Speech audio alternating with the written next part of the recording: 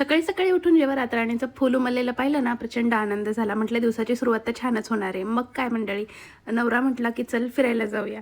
तर निघालो फिरायला आणि मस्त एका छान अशा कॅफेमध्ये घेऊन गेले होते ते मला. आणि मला माहीत नव्हतं की कोणतं कॅफे आलेला आहे. पण मग म्हणे चल तुला एका नवीन ठिकाणी नेतो. नेलं तर मग तिथे सँडविचेस खाल्ले आणि त्यानंतर मग एक चॉकलेट वॉफल घेतलं, जे की मला खूप काहीसं आवडलं नाही. पण ठीक आहे, काहीतरी ट्राय केलं. याआधी मी वॉफल खाल्लं होतं, पण आणि त्याची टेस्ट मला माहिती होती, म्हणून मला हे खूप असं एव्हरेज वाटलं, एवढं काही खास आवडलं नाही. आणि त्यानंतर मग मी घरी आली आणि मला खरंच खूप कामं होते, ते सगळे कामं केले आणि म्हटलं आता तूप काढून घेऊया. कारण जास्त दिवसाची जर साय असली ना, तर मला असं होऊन जातं, तो वास असतो ना, तो सहन होत नाही मला. आणि म्हटलं मग ठीक आहे, 15-20 दिवसाची साय आहे ना, तेवढ्यातच आपण तूप काढूया. थोडंसं का होईना होईल आणि संपलेलं पण होतं घरातलं तूप. म्हटलं तेवढंच वापरायला होईल, थोडंफार का असेना.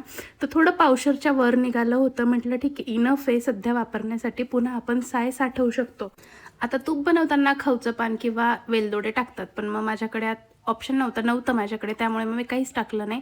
पण टाकू शकतात तुम्ही. त्याच्यानंतर मग चूल पेटवलं मी, कारण मी सध्या चुलीवर स्वयंपाक करते, छान वाटतंय मला. तर मस्त खिचडी केली होती, छान अशी खानदेशी खिचडी. तुम्हाला रेसिपी हवी असेल ना, तर मला नक्की तुम्ही सांगू शकतात, मी तुम्हाला रेसिपी देईल. मस्त शेकोटी घेत बसले होते. तर चला मंडळी, भेटूया पुन्हा, बाय.